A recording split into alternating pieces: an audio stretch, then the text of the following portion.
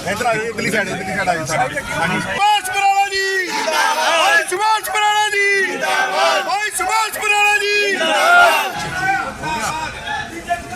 Bharatiya Janata party जिंदाबाद।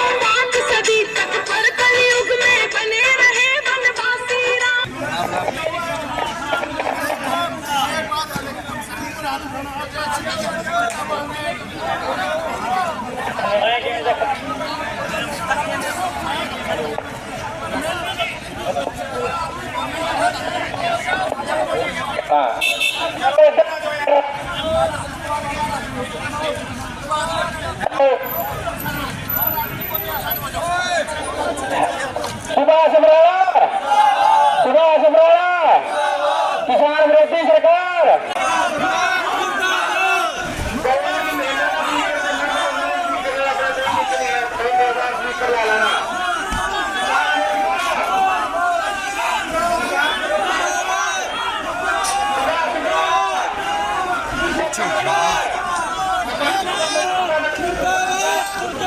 सरकार मुर्दाबाद, सरकार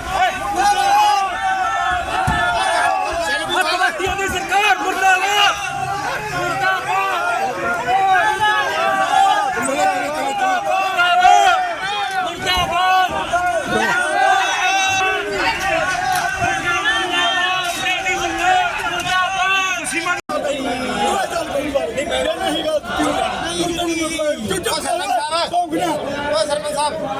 मैं नहीं करा कोई नहीं अल्लाह नहीं होता ये कहना कोई काम तेरी नहीं तेनू वो क्या गाल दे के नाली ले तेनू गाल दी पता नहीं ਅਸੀਂ ਇੱਕ ਗੱਲ ਕੀ ਬਈ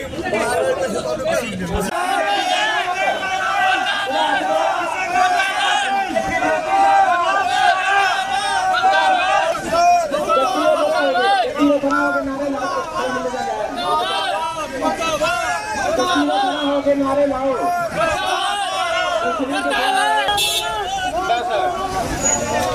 को काम कट के आवांगे। चलो इन्होंने मगरे भाई सारे किसान एकदम चलो मगरे इन्होंने भाई तक पूरी नहीं हुई। पहला मैं डीसी ने विश्वास है, डीसी भी मतलब को पीछे बोली थी सरकार की या नाकामी है। आज फसल मरिया आज तक किसानों का मुआवजा नहीं आया। पहला मंडी के सवाल जवाब करे तो बराला साहब और बराला साहब कहते जल्द आ जाएगा, लेकिन कोई पैसा भी एक लिस्ट भी रिजेक्ट जी हुई थी अप्रूव नहीं हो रहा। चुनाव में क्या आप किसका गाने रणनीति है? हमारा तो ये नारा है बीजेपी हराओ देश बचाओ। जेड़ा कोई बीजेपी ਨੂੰ ਹਰਾਵੇਗਾ ਉਸ ਨੂੰ ਵੋਟਾਂ ਪਾਓ। बीजेपी सरकार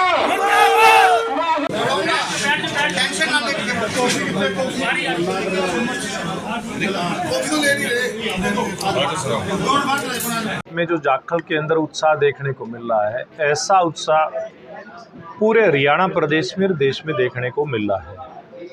अब चुनाव है धीरे धीरे करके, यानी कि 25 मई नज़दीक आती जा रही है और लोग बिल्कुल अब खुल के, पहले थोड़ा बहुत लगता था कि कभी कुछ लोग बोल रहे हैं कुछ नहीं बोल रहे, अब आम आदमी खुल के इस बात को कहने लगा है कि फिर एक बार मोदी सरकार और अब की बार 400 पार। ये आवाज़ सब जगह दिखाई देने लगी है, क्योंकि देश की जनता चाहती है कि जिस प्रकार का बड़ा बदलाव व्यवस्थाओं के अंदर हुआ है, जिस प्रकार का एक परिवर्तन आम जन के जीवन में नरेंद्र मोदी जी और भारतीय जनता पार्टी के सरकार के समय में हुआ है, जिस प्रकार से भ्रष्टाचारियों के ऊपर लगाम लगने लगी है, पूरे देश के भ्रष्टाचारियों को पूरी तरह से उनके ऊपर कानूनी कार्रवाई हो, इस हिसाब से सरकार की एजेंसियां लगी हैं। देश तरक्की के रास्ते पर आगे बढ़े, भ्रष्टाचार मुक्त भारत हो, 2047 तक विकसित भारत बने, इस दृष्टि से आम जन भारतीय जनता पार्टी और नरेंद्र मोदी जी के साथ जुड़ा है। जिसके किसान हैं, अब किसानों ने लंबे समय तक पूर्व में भी आंदोलन किए हैं, लेकिन ये एक बात देखने में आई है कि भारतीय जनता पार्टी के सरकार के समय में जिन बातों को लेकर के, खास करके जो कृषि कानून थे उनको लेकर के आंदोलन हुआ था, और नरेंद्र मोदी जी ने उन कानूनों को वापस ले लिया। उसके बाद कोई ऐसा मुद्दा बचता नहीं है जिसके चलते विरोध किया जाए। मैं काफ़ी दिनों पहले जाखल के अंदर आया था, कुछ किसान बंधुओं से मेरी बातचीत हुई थी। उनकी बाढ़ से संबंधित कुछ इस प्रकार की समस्याएं थी उस समय की, उनके समाधान का विश्वास उनको दिलाया था। निश्चित रूप से बहुत बड़ी संख्या में ऐसे समस्याओं का समाधान पूर्व में भी हुआ है और भविष्य के अंदर भी होगा। लेकिन अब क्योंकि चुनाव है, चुनाव के समय में हम लोग ये भी देख रहे हैं कि कुछ स्थानों पे कहीं किसान अपनी बात कहते हुए दिखाई देते हैं, लेकिन पूर्व में जो किसान आंदोलन में जुड़े लोग थे उसमें से बड़ी संख्या में आज बहुत सारे लोग कांग्रेस का झंडा उठा करके दिखाई देते हैं। यानी कि वो पूर्व में ही कांग्रेस पार्टी के कुछ ऐसे कार्यकर्ता जो सुनियोजित तरीके से किसानों के बीच में जाकर के और किसान बनने का वो लोग ढोंग भी कर रहे थे, ऐसे अब लोगों को जो कांग्रेस पार्टी के नेता कार्यकर्ता हैं उनको जनता ने पहचाना है। और मुझे लगता है कि अब कोई ज़्यादा विरोध की बात कहीं बची भी नहीं है।